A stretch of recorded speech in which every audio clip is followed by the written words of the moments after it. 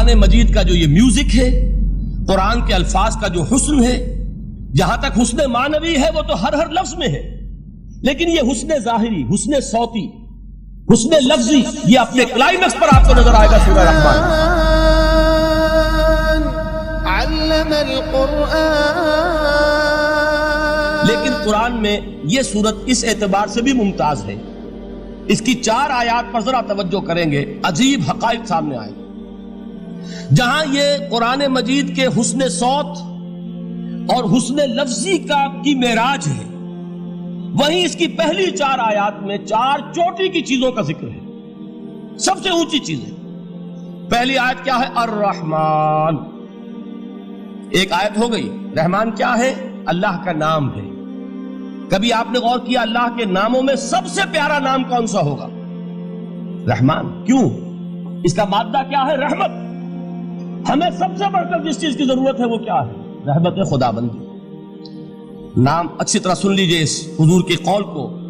حضور فرماتے کوئی شخص جنت میں مجرد اپنے عمل کی بنیاد پر داخل نہیں ہو سکے گا جب تک کہ رحمت خدا بندی دستگیری نہ کرے۔ کسی صحابی نے بڑی ہمت اور جرات کا ثبوت دیا کہ پوچھ لیا کیا حضور آپ بھی؟ جب آپ نے فرمایا کوئی شخص داخل نہیں ہو سکتا جنت میں محض اپنے عمل کی بنیاد پر جب تک کہ رحمت خدا بندی جو ہے وہ دستگیری نہ فرمائے۔ پوچھا گیا کیا آپ بھی؟ آپ نے فرمایا ہاں میں بھی۔ آپ اندازہ کیجئے کہ اگر محمد الرسول اللہ بھی رحمت خدا بندی کے ضرورت مند ہوں تو تاب دیگراں چہ رسد، ہماری تو سب سے بڑی ضرورت رحمت خدا بندی۔ اب یہ رحمت جو ہے قرآن مجید میں اللہ تعالیٰ کی یہ شان 2 الفاظ کے ذریعے سے آتی ہے، رحیم اور رحمان۔ اور کوئی مادہ نہیں ہے جس سے 2 نام بنتے ہوں اللہ کے، لیکن یہ مادہ ہے واحد رحمت کا کہ جس سے رحمان بھی ہے رحیم بھی ہے۔ رحیم صفت مشبہ ہے، رحمت دائم ہو جائے گی، مستقل ہوگی تو رحیم کہیں گے۔ اور رحمان، اس میں رحمت کی ہے وہ شان ہے کہ جیسے ٹھاٹھے مارتا ہوا سمندر ہو، ہیجان کی کیفیت، طوفانی کیفیت، رحمت خداوندی کا طوفانی جوش، وہ ہے رحمان۔ آپ تو رہتے اس علاقے میں ہیں، آپ کو معلوم ہے عرب اگر بھوکا مرا جا رہا ہو تو کیا کہے گا؟ انا جوعان۔ پیاسا مرا جا رہا ہو انا عطشان۔ بہت غضبناک ہوگا غضبان، غضبان آصفہ قرآن میں آیا ہے، بہت غضبناک۔ رحمان جس کی رحمت جو ہے جوش میں ہے، ٹھاٹھے مارتے ہوئے سمندر کے مانند۔ تو یہ اللہ تعالیٰ کے ناموں میں سب سے پیارا نام۔ اب آگے چلیے، الرحمن علم القرآن، رحمان نے قرآن سکھایا۔ رحمت خداوندی کا سب سے بڑا مظہر، رحمان کی رحمانیت کا سب سے بڑا مظہر قرآن ہے۔ ان میں جو منطقی ربط ہے اس کو سمجھتے جائیے۔ اچھا آپ یہ سوچئے، جو علم بھی انسان کو حاصل ہوا وہ کس نے دیا؟ اللہ نے۔ سائنس کا علم کس نے دیا؟ اللہ نے۔ علم آدم الاسماء کلہا، وہ علم الاسماء جو حضرت آدم کو دے دیا گیا تھا ازل میں، یہ اسی کا ظہور ہے، یہ اسی کی ایکسفولیشن ہے جو ہو رہی ہے اور ہوتی رہے گی ابھی۔ اور دوسرے علم ہے وہ کس نے دیا؟ اللہ نے دیا۔ لا یحیطون بشیء من علمہ الا بما شاء، مخلوق میں سے کوئی اللہ کے علم میں سے کسی شے کا احاطہ نہیں کر سکتا مگر وہ جتنا اللہ دینا چاہے۔ لیکن یہ کہ تمام علوم میں چوٹی کا علم قرآن۔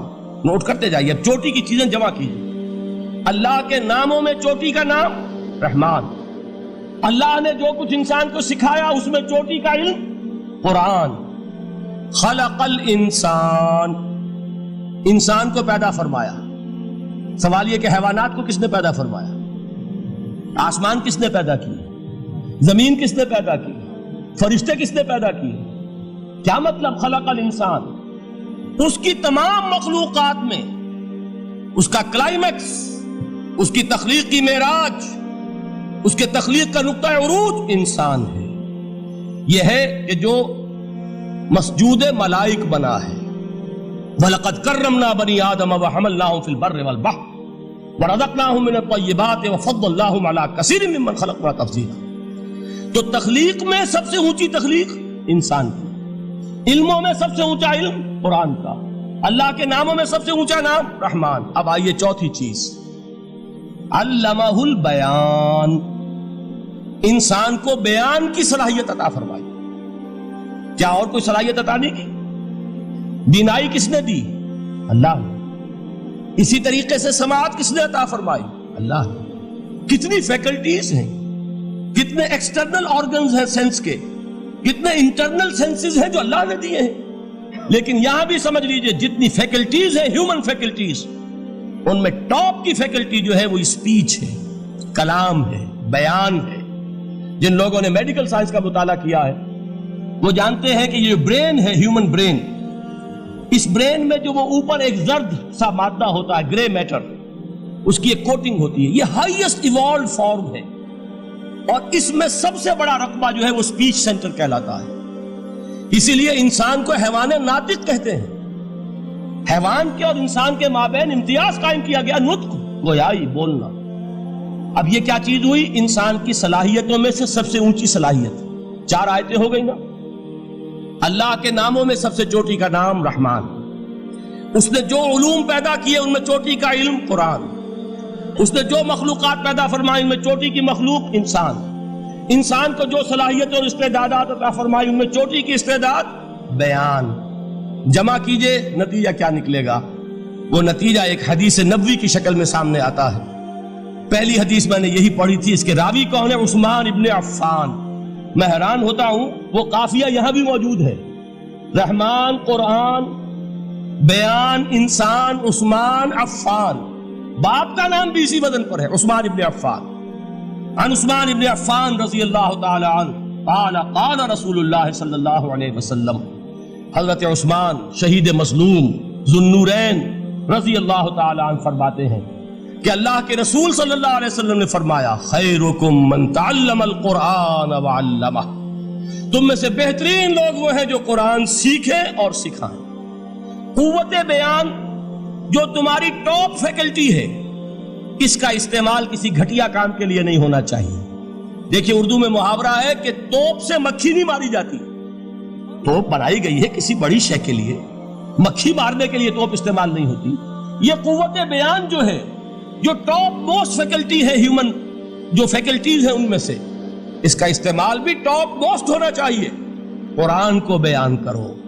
وہ جیسے کہ علامہ اقبال نے کہا ہے، بلکہ غالباً ان کے قبر پر آس پاس جو اشعار لکھے ہوئے ان میں سے ایک یہ بھی ہے: اگر یک قطرہ خونداری، اگر مشتے پرے داری، بیابامن تو آموزم طریق شاہ بازی را.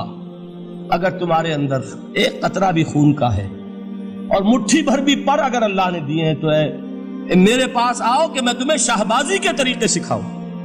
اسی طرح جان لیجئے اگر اللہ نے قوت گویائی عطا فرمائی، اگر اللہ نے تمہیں حیوان ناطق بنایا، اگر اللہ تعالیٰ نے تمہیں یہ صلاحیت عطا فرمائی، اس صلاحیت کا مصرف دنیا کو نہ بناؤ، اس صلاحیت کا مصرف اللہ کے کلام کو پھیلانے پر اس کو صرف کرو. خیرکم من تعلم القرآن وعلمہ. خیر جب لفظ آتا ہے بغیر من کے، ورنہ تو آتا ہے خیر من ہو، تو یہ ہوگی کمپیریٹیو جو ایک ایڈجیکٹیو جو ہوتی ہے، لیکن یہ سپرلیٹیو ڈگری ہے جب بغیر من کے ہوگا. خیرکم، دی بیسٹ امنگسٹ یو، جو تم میں بہترین لوگ ہیں وہ کون ہیں؟ من تعلم القرآن وعلمہ، جو قرآن سیکھیں اور سکھائیں، قرآن پڑھیں اور اسے بیان کریں. آج جان لیجئے سب سے بڑی ضرورت اس بات کی ہے کہ آج کا قرآن پڑھیں.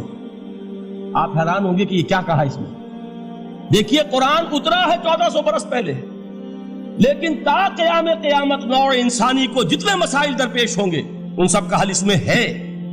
البتہ کھودنا پڑے گا، گہرائی میں اترنا ہوگا. ایک قرآن کی سطح ہے، اس سطح نہیں، اس کی گہرائیوں کے اندر غوطہ زنی کرو. قرآن میں ہو غوطہ زن اے مرد مسلمان. اور آج کا قرآن یعنی آج کی ہدایت جو اللہ نے اس میں رکھی ہوئی ہے، ڈگ اٹ آؤٹ، اس کو نکالو اس کے اندر سے. ابھی میں حدیث جو آپ کو سناؤں گا اس میں یہ تصور آئے گا سامنے اور واضح ہو کر. آج کے انسان کی رہنمائی اس قرآن سے اخذ کر کے انسان تک پہنچاؤ. یہ ہے فریضہ محمد الرسول اللہ کی امت کا صلی اللہ علیہ وسلم. آپ نے وہ حدیث سنی تھی کہ بلغوا انی ولو آیۃ. حضور نے خطبہ حجۃ الوداع میں پہلے تو گواہی لی مسلمانوں سے، 1.25 لاکھ کا مجمع جمع تھا. حجۃ الوداع آخری حج. آپ نے اپنے خطبے میں جس کے چند جملے میں سنا چکا ہوں آپ کو ایچ جی ویلز کے حوالے سے، اپنی تعلیمات کے اہم نکات کو بار بار دہرا کر بیان کیا، ہیمر کیا، اچھی طرح ذہنوں میں اتارا. اس کے بعد ایک سوال کیا، الا هل بلغت؟ لوگوں میں نے پہنچا دیا کہ نہیں؟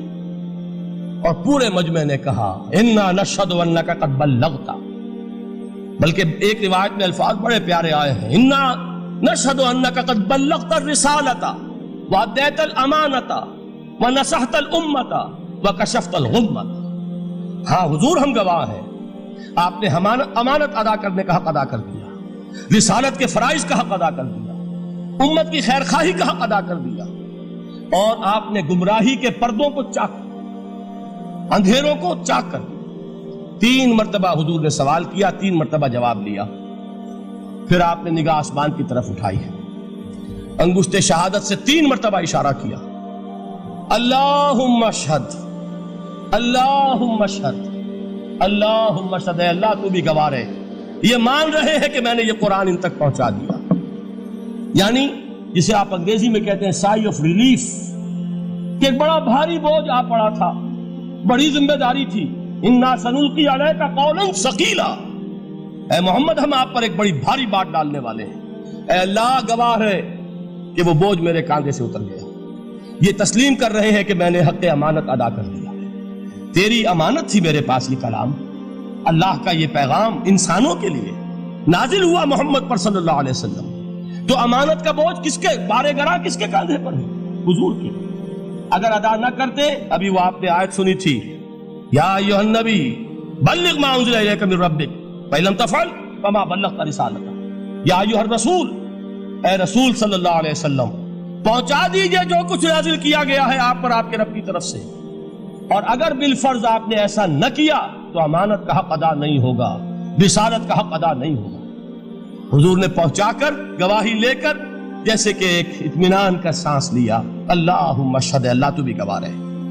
اس کے بعد آپ نے فرمایا تھا وہ چھوٹا سا جملہ جو آپ میں سے ہر شخص بآسانی یاد کر کے اٹھ سکتا ہے، فَلْيُبَلِّغِ الشَّاهِدُ الْغَائِبَ، اب پہنچائیں وہ جو یہاں ہیں ان کو جو یہاں نہیں ہیں، اس لیے کہ میری رسالت پوری نوع انسانی کے لیے، وقت فرصت ہے کہاں، کام ابھی باقی ہے، نور توحید کا اتمام ابھی باقی ہے، ابھی تو ہند تک یہ پیغام جانا ہے، چینیوں تک جانا ہے، ابھی یورپ میں اس پیغام کو پہنچنا ہے، دی اذانیں کبھی یورپ کے کلیساؤں میں، کبھی افریقہ کے تپتے ہوئے صحراؤں میں، یہ کون کرے گا؟ اے امت محمد یہ ذمہ داری اب تمہاری ہے، صلی اللہ علیہ وسلم۔